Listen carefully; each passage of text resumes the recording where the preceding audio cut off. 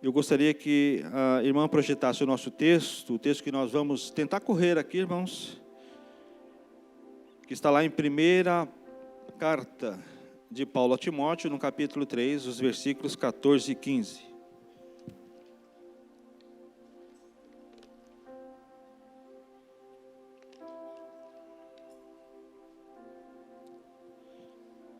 Paulo escrevendo a sua epístola a Timóteo, ele diz assim: escrevo estas coisas, embora espere ir vê-lo em breve, mas se eu demorar, saiba como as pessoas devem comportar-se na casa de Deus, que é a igreja do Deus vivo, coluna e fundamento da verdade. Mas, se eu demorar, saiba como as pessoas devem comportar-se na casa de Deus, que é a igreja do Deus vivo, coluna e fundamento da verdade. Feche seus olhos, vamos orar mais uma vez. Senhor, nós queremos te agradecer, ó Pai. Te agradecer porque hoje é um dia de festa. Te agradecer, ó Deus, porque podemos relembrar a obra de Cristo na cruz. É um dia de festa porque também, Deus, nós podemos nos alimentar com a Tua palavra, nos alimentar, ó Deus, com esse alimento que vem diretamente dos céus. Permita, Senhor, que nesta manhã o nosso coração possa estar aberto para o Teu querer, para a Tua vontade, para a Tua palavra, Senhor, a Tua palavra que não volta vazia. A Tua palavra, Senhor, que vai cumprir exatamente com aquilo que o Senhor, ó Deus, designou para que ela cumprisse. Por isso, ó Deus, nós queremos nesta manhã estar com nossa mente e o nosso coração abertos como um receptáculo da Tua palavra, Senhor, para que ela possa, Deus, verdadeiramente entrar na nossa vida e possa, Deus, fazer a transformação, Deus, que ela precisa fazer. Que ela possa fazer as correções que ela precisa fazer, que ela possa dar as direções que ela precisa dar. Que o nosso coração esteja completamente voltado, Senhor, para a Tua palavra nesta manhã. Que o nosso pensamento não se desvie deste foco. Ó Deus, que a gente não fique pensando nos problemas que temos para resolver, porque, Senhor, nós vamos resolver depois. Nessa hora queremos estar concentrados na Tua palavra. Que Teu Espírito Santo nos ajude. Pois assim, nesta manhã, nós oramos e Te agradecemos, não em nosso nome, mas nós oramos em nome de Jesus Cristo. Amém. Amém, meus irmãos? Como que você idealiza uma igreja? Como que é a igreja que você idealiza? Porque nós gostamos de imprimir as nossas vontades, as nossas paixões, tudo aquilo que somos, nós gostamos de imprimir um pouco de nós nas coisas. Também é com relação à igreja, mas eu não estou falando aqui de uma igreja como uma estrutura física, e sim de uma estrutura espiritual, de uma estrutura ministerial. Então, como que é a igreja que você idealiza? Talvez você idealize uma igreja que seja voltada para a sociabilidade, para o social,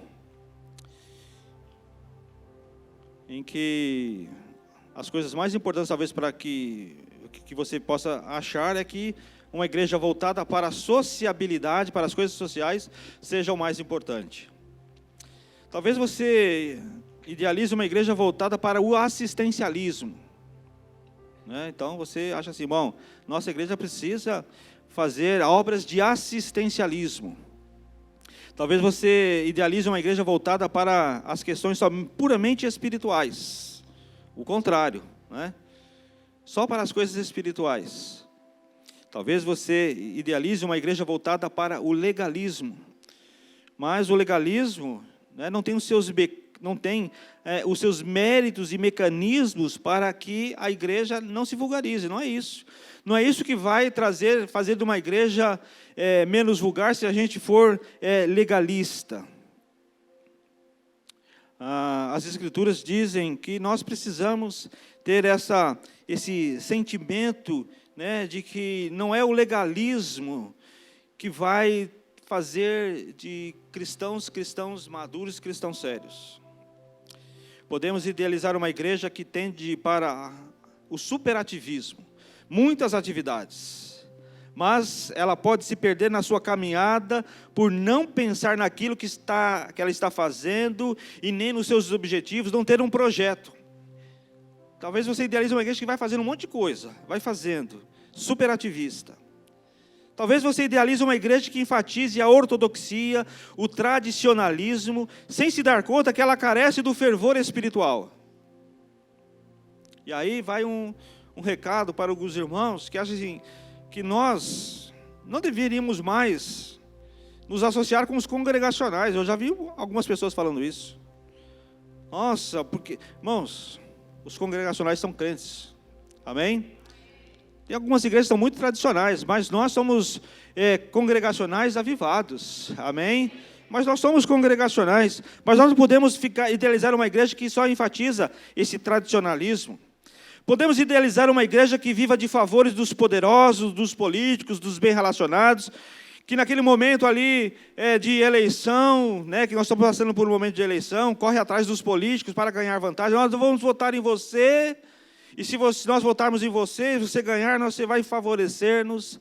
Então a gente não pode idealizar uma igreja assim. Eu estou tentando correr aqui, irmãos.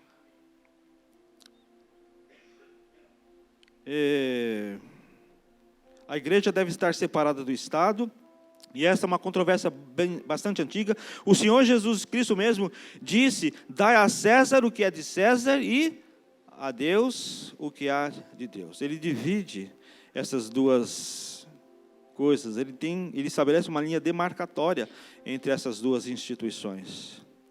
Podemos idealizar uma igreja que seja repleta da cultura humana, mas que em contrapartida possa estar desprovida do conhecimento de Deus. Pode ser que a igreja tenha todo mundo com diploma de nível superior, mas analfabetos no conhecimento de Deus. Podemos idealizar uma igreja que prime pelo formalismo e não se dar conta de que o formalismo crescente e extremado pode levar ao inativismo, pode fazer da igreja uma coisa moribunda, uma coisa em declínio espiritual. Nós podemos idealizar uma igreja que seja abastada, que seja autossuficiente, que tenha vários recursos materiais e vários recursos financeiros, mas que não se dá conta de que pode estar sendo arrogante, inconsciente das suas necessidades espirituais e da sua pobreza espiritual. Nós podemos idealizar uma igreja que no início agora do terceiro milênio, suponha que para acompanhar a evolução das coisas, a evolução do mundo, seja necessário ser maleável e flexível. E nessa flexibilidade, tolerar o pecado, tolerar a prática pecaminosa, tolerar o desvio do ensino verdadeiro, tolerar as heresias sob o falso pretexto de modernizar a mensagem do Evangelho e de conseguir novos adeptos, novos fiéis para ela. Recentemente, eu já falei aqui, um pastor de uma igreja famosa aqui em São Paulo disse que a Bíblia precisava ser atualizada. Precisamos atualizar a Bíblia. A Bíblia está desatualizada. Há um outro pastor, que muito conhecido, irmãos, que falou que a igreja dele agora é inclusiva. E vocês devem imaginar o que é isso.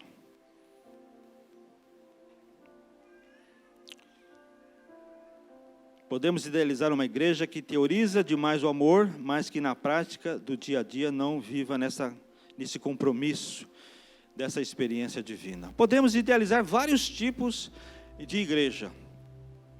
Mas o modelo de igreja que devemos idealizar para a nossa própria igreja é o modelo da igreja que está descrita nas páginas do Novo Testamento. Em especial esta, escrita pelo apóstolo Paulo, na qual ele fala de como deve conduzir-se moralmente no meio da igreja. A igreja do Deus vivo. A igreja que tudo vivifica. A igreja que aquilo que entrou ali morto vai ter vida. A igreja do Deus que age. A igreja do Deus que intervém. A igreja do Deus que muda a história. Se você quer ter a história da sua vida mudada, e se você quer que outras pessoas tenham a história de vida mudada, essa que é a igreja que nós devemos idealizar como uma igreja evangélica congregacional do Parque Cruzeiro do Sul. Uma igreja que vivifica, que a tudo vivifica. Aquele que entra morto vai sair daqui espiritualmente vivo. E o modelo da igreja que devemos idealizar para a nossa igreja é aquela que é coluna e fundamento da verdade. Verdade cristã, verdade divina, verdade do Evangelho do nosso Senhor e Salvador Jesus Cristo. A igreja tem muitas vezes, diversas carências. Ela precisa muitas vezes de músicos, ela precisa de administradores, ela precisa de pessoal que mexe com a técnica, que conhece as tecnologias. Mas o que ela mais precisa, irmãos, a coisa que ela mais precisa é de homens e mulheres que abram a Bíblia e que possam lavrar as verdades eternas de Jesus Cristo. Pessoas que estejam dispostas a pregar a verdade do Evangelho. A igreja que é a criação de Deus e não de homens, e como criação de Deus e não de homens, é Deus que deve ser o Senhor, é Deus que deve ordenar, é Deus que deve ser o princípio, a razão maior e única da nossa existência. Na existência da igreja. A igreja que tem como marca o sangue de Cristo, que lava, que redime, que purifica o seu povo. Igreja cuja presença do Espírito Santo é sentida com vigor, com vivacidade. A igreja que é separada do mundo para a santificação. A igreja que é separada do mundo para a adoração. A igreja onde habitam os pecadores, mas os pecadores perdoados. E isso requer confissão e arrependimento. A igreja tem que ser caracterizada por receber pecadores, mas pecadores que se arrependam. Igreja onde o seu espaço seja um espaço de cura. Não cura física apenas, mas cura emocional, cura espiritual, cura da mente. É inadmissível que uma pessoa possa entrar numa igreja e ficar doente emocionalmente, e ficar doente espiritualmente, porque é um lugar de cura, é um lugar de regeneração. A igreja que deve ser um lugar onde haja libertação, onde Deus deve promover a restauração da sua vida pessoal, da sua vida emocional, da sua vida matrimonial. Tem que haver restauração e nós devemos promover isso. Uma igreja que seja um lugar de perdão, uma igreja que seja lugar de consagração, uma igreja que seja o lugar do amor. E onde possa haver confiança mútua, onde se possa chamar o irmão de verdade, onde se possa partilhar e compartilhar as nossas fraquezas, onde cada um possa ser ele mesmo, onde cada um possa exercer o seu dom. E é isso que nós fazemos lá nas nossas células, pastor João? Nós não temos ali máscaras, nós não temos ali roupa de santidade, não de santidade, não temos uma roupa falsa, mas ali nós nos abrimos e falamos, aí está a nossa dificuldade, e ali nós ministramos, oramos, para que a pessoa possa verdadeiramente crescer. Igreja que seja o lugar do arrependimento, da comunhão, da oração, da adoração, do serviço. Por isso que eu falei, a gente ora, a gente adora, mas a gente precisa estudar a palavra de Deus também. Uma igreja que seja um lugar de fidelidade, uma igreja que seja um lugar de respeito, de compreensão, que se tenha uma visão de expansão e de propagação da vida. E nós queremos, irmãos, ver a igreja crescer novamente. E temos 2 cultos, 3 cultos de domingo, crescendo, expandindo a vida. Um lugar que se tenha fome de justiça, fome da palavra de Deus e fome da verdade. Amém? Este é o ideal de igreja que nós devemos ter para nós. E quando uma igreja é reconhecida assim, você perguntaria, ela é reconhecida pela sua unidade nos relacionamentos. Amados, não existe igreja que você possa ficar em casa sozinho e adorar a Deus pela televisão. Você pode fazer isso eventualmente, mas é um lugar de unidade nos relacionamentos. Todos nós devemos que nos relacionar uns com os outros. Ela é reconhecida pela sua abertura a todos. Ela é reconhecida pela sua santidade de vida. Ela é reconhecida pela sua submissão e autoridade nas Escrituras Sagradas. Ela é reconhecida pela pregação de Cristo, em palavras e em sacramentos, como nós fizemos hoje. Ela é reconhecida pelo seu compromisso com a missão. E a nossa missão é fazer discípulos.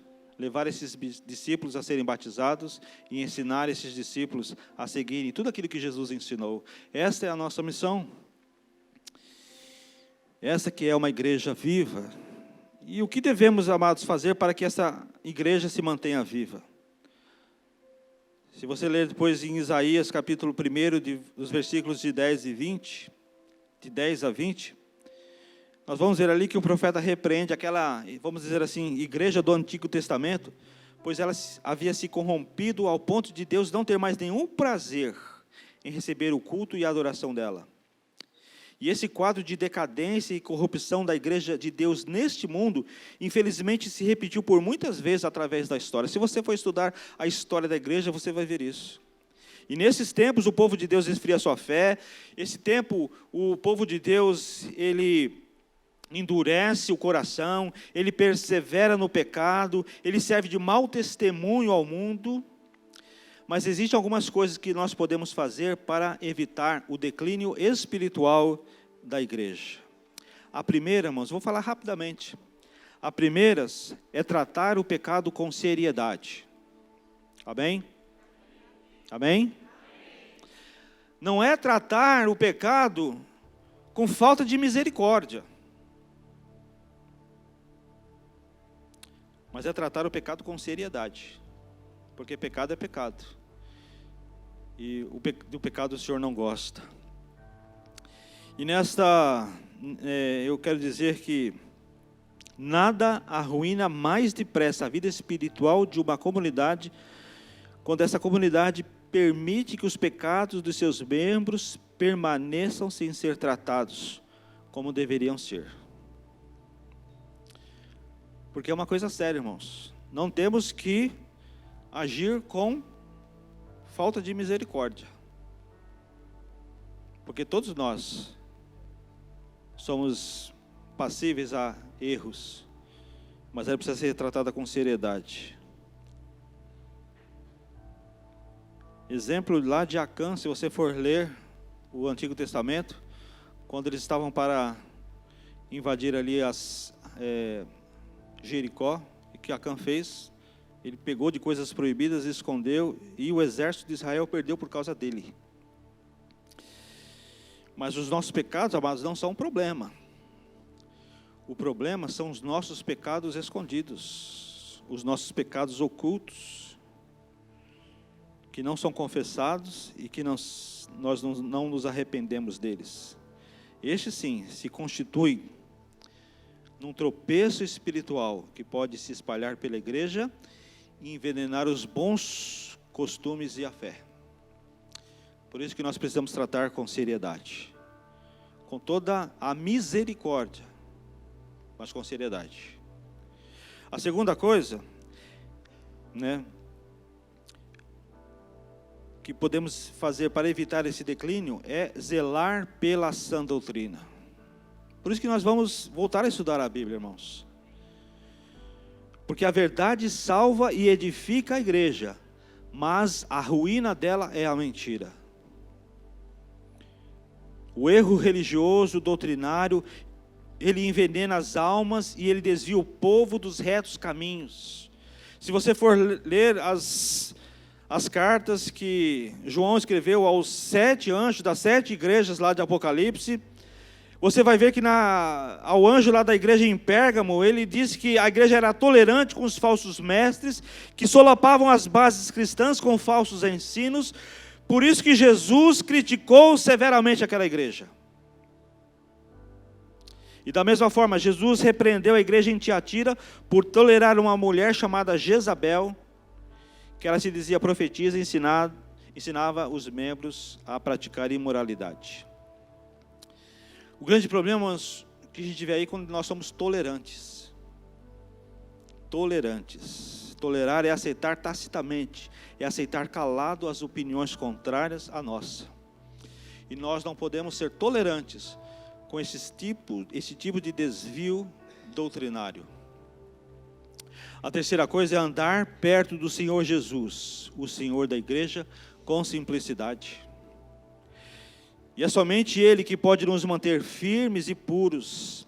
A Bíblia nos ensina que nós nos achegamos a Ele e Ele vai se achegar a nós outros. A Bíblia ensina que Deus estabelece os meios pelos quais nós podemos estar em comunhão contínua com Ele. Os meios são participar dos cultos públicos, fazer as nossas orações e devoções particulares, ter o nosso momento a sós com Deus, ler e meditar na palavra do Senhor, participar regularmente da Santa Ceia. E se nós não usarmos desses meios, podemos entrar num declínio espiritual. E quando negligenciamos esses meios, a porta para uma acelerada decadência moral e espiritual se abre para nós. Ela se escancara para nós. Quando nós não participamos dos cultos, quando nós não oramos no secreto, quando nós não estudamos a palavra de Deus, quando deixamos de participar da Santa Ceia, a porta para o declínio se escancara diante de nós. A quarta coisa que a gente deve fazer para evitar esse declínio é estar aberta para reformar-se. O lema das igrejas reformadas, que nós entendemos, né, quando estudamos a história, as igrejas reformadas, nós fazemos parte de uma igreja reformada, e o lema das igrejas reformadas é o de estar sempre aberta para ser corrigida por Deus, de se arrepender dos seus pecados e de se reformar em conformidade com o ensino das Escrituras.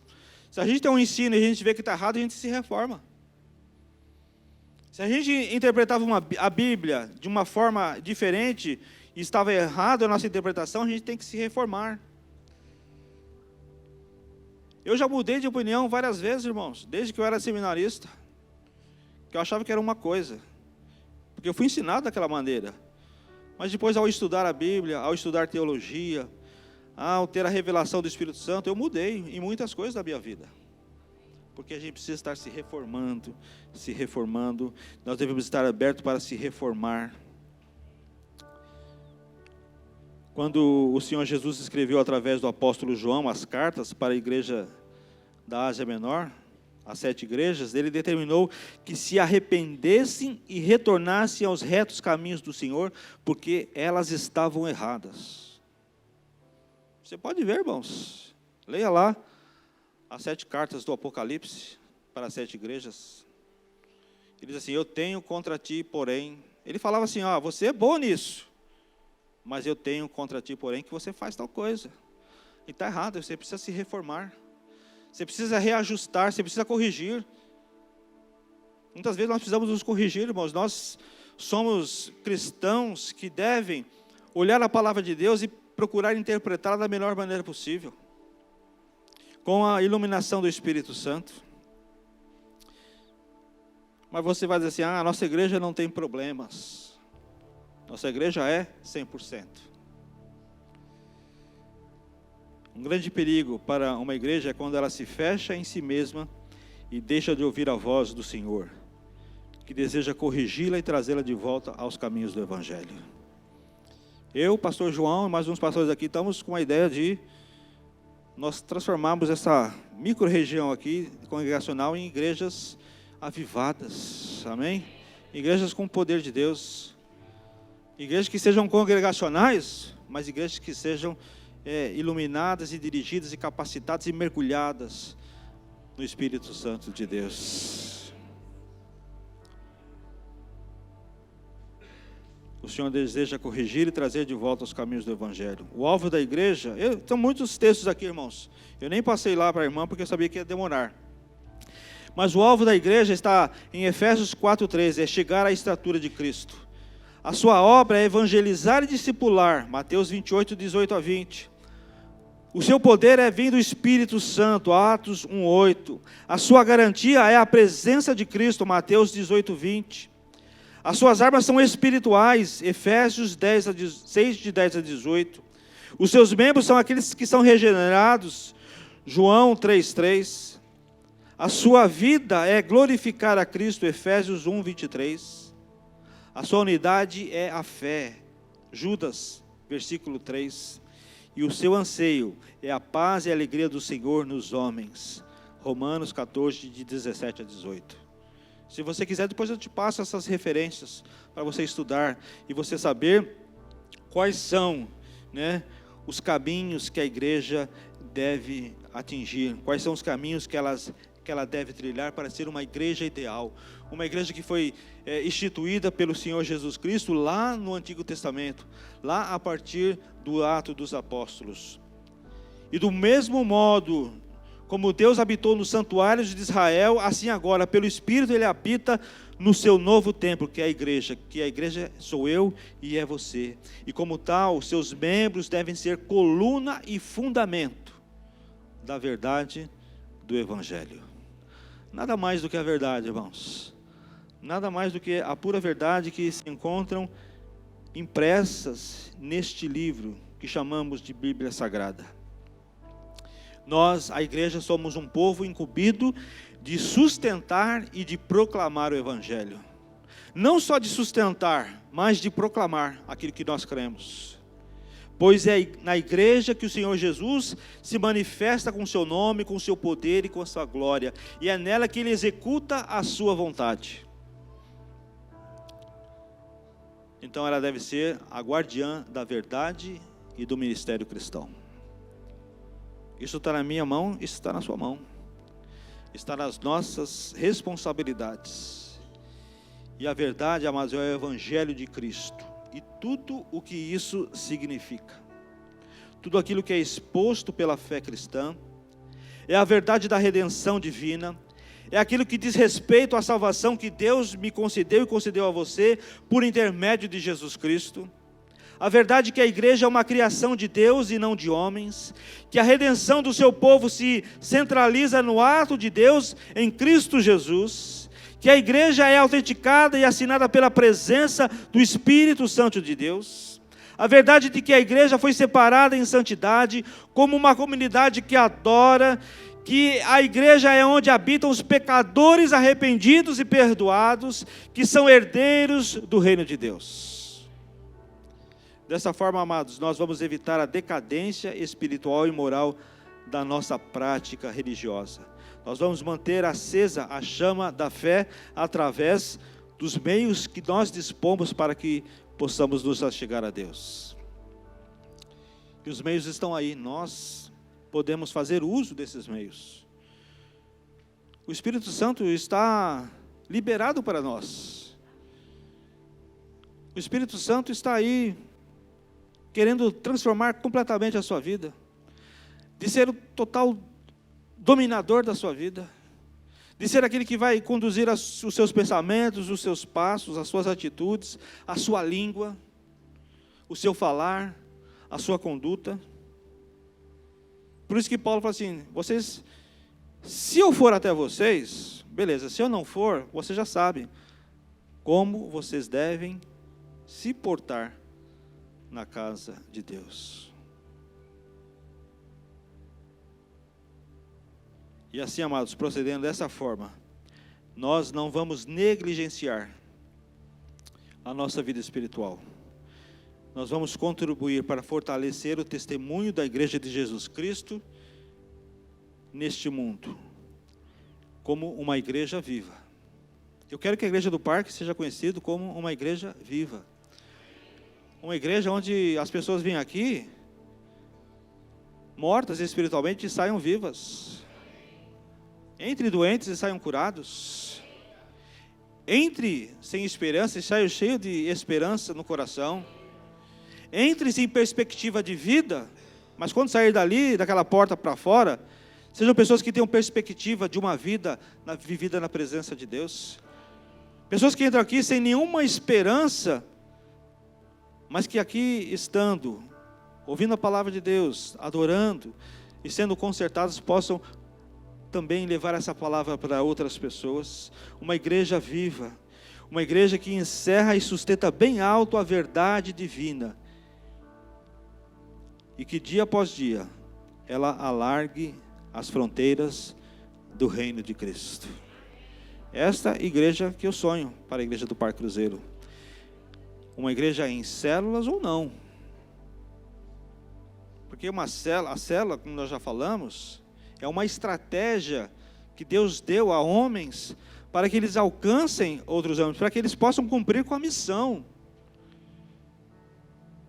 Se tem célula ou se não tem célula, mas nós somos igreja em célula, nós estamos vivendo essa visão, que nós possamos alargar as fronteiras do reino de Cristo através das nossas vidas, através da pregação da verdade, a verdade do Evangelho. Qual é a verdade do Evangelho? É simples, irmãos. Nós somos pecadores, nós estávamos condenados, o mundo está condenado se não aceitar Jesus como Senhor e Salvador de suas vidas. Eu sou o caminho e a verdade e a vida, ninguém vem ao Pai senão por mim, disse Jesus Cristo. É isso que nós temos que pregar. O Evangelho é simples, nós às vezes complicamos, mas o Evangelho é simples. Irmão, meu querido, você pecou, mas eu tenho uma boa notícia, Jesus morreu por você. E vem participar daqui, vem participar da nossa família. Nós somos uma família, nós somos uma família que ama, nós não somos uma família que julga, mas nós amamos, nós vamos ajudar você a caminhar na vida cristã como verdadeiro filho de Deus, como um verdadeiro homem de Deus, com a cabeça erguida, sabendo que Jesus Cristo fez na sua vida, que fez na vida de cada um daqueles que pertencem à igreja de Jesus Cristo, da nossa igreja, a igreja do Parque Cruzeiro. Eu gostaria que você desse uma salva de palmas para o Senhor Jesus nesta manhã.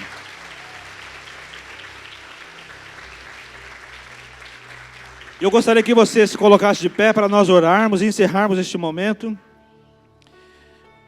Nós não vamos cantar o último cântico por causa do horário avançado, mas nós vamos orar e vamos pedir a Deus que Ele nos dê a capacitação de entender qual que é a igreja que Ele idealiza para nós. Uma igreja que seja uma igreja do amor, uma igreja que seja da justiça, uma igreja que seja da verdade, a verdade do Evangelho, que a gente possa proclamar essa verdade, a verdade da salvação, que nós possamos entender que, independente dos métodos que nós vamos utilizar, nós possamos idealizar uma igreja que salva, uma igreja que vai atrás das pessoas, uma igreja que santifica a sua vida, uma igreja que abandona o pecado, uma igreja que não faz concessão para o pecado, uma igreja que não julga os pecadores, mas indica um caminho a ser seguido, e esse caminho chama-se Jesus Cristo. Eu gostaria que você fechasse seus olhos, que você orasse nesta hora, que você pedisse ao Espírito Santo que te ajudasse, não somente a compreender, mas a praticar tudo aquilo que a palavra de Deus ensina. Tudo aquilo que o apóstolo Paulo ensinou quando escreveu a sua carta a Timóteo. Vocês devem aprender como se conduzir, como se deve comportar-se na igreja, que é coluna e fundamento da verdade. Deus, nós nesta hora queremos, Pai, te agradecer, ó Deus, porque nesta manhã podemos receber a Tua palavra. E nesta hora, Pai, nós queremos te pedir que o Senhor nos ajude a que o ideal de igreja que nós temos seja o ideal da igreja que o Senhor, ó Deus, quer que sejamos. Aquela igreja, Deus, que foi plantada lá no Novo Testamento, como igreja primitiva, como as primeiras igrejas, como aquelas igrejas, ó Pai, que eram coluna da verdade, era um fundamento da verdade, o alicerce era a verdade, que era a Tua palavra, que é o Teu Evangelho. Nos ajuda, Senhor. Nos ajuda, Pai, como cristãos, a sermos uma igreja viva. Uma igreja, Senhor, que indica o caminho que os não cristãos possam, Deus, seguir, e que eles venham se juntar a nós. Que nós possamos, ó Pai, ser aqueles, ó Deus, que, Pai, proclamam a Tua verdade, o Teu Evangelho, Senhor. Ah, Deus, aquilo que está escrito na Tua Palavra. Que nós não venhamos, ó Deus, a desvirtuar. Que nós não venhamos, ó Deus, a perder o foco. Que nós, ó Pai, não possamos fazer concessões. Ah, Deus, porque a gente não pode se adaptar ao mundo. Senhor, são os pecadores que têm que se adaptar, Senhor, ao Teu Evangelho. O Teu Evangelho que salva. O Teu Evangelho que cura. O Teu Evangelho que liberta. Ah, Pai, nos ajuda, Senhor, a manifestarmos isso, a proclamarmos estas verdades. Que independente, ó Pai, de como nós vamos, Senhor, ministrar, Senhor, independente de como, Deus, nós faremos, ó Pai, as nossas estratégias como igreja, que nunca, Senhor, possamos desviar dessa verdade, Senhor, de uma igreja ideal, uma igreja que seja coluna e alicerce da verdade. Ajuda-nos, ó Pai. Nós entregamos, ó Pai, a nossa vida diante de Ti. Entregamos, ó Pai, cada pastor dessa igreja, cada oficial, cada líder, cada pessoa, Deus, que está engajada, cada membro, cada congregado diante de Ti. Que esse seja o ideal de igreja da nossa vida. Assim, Deus, nós oramos nesta hora e Te agradecemos em nome de Jesus. Amém? Aleluia.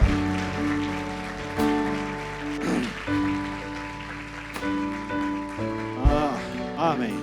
Então, irmãos, nós estamos encerrando neste momento. Eu gostaria de convidar você para passar ali no nosso restaurante, comer um lanchinho, tomar um cafezinho e dar um abraço nesses 6 irmãos aqui, nas 2 irmãs que foram recebidas hoje. Você tem esse privilégio agora de fazer isso.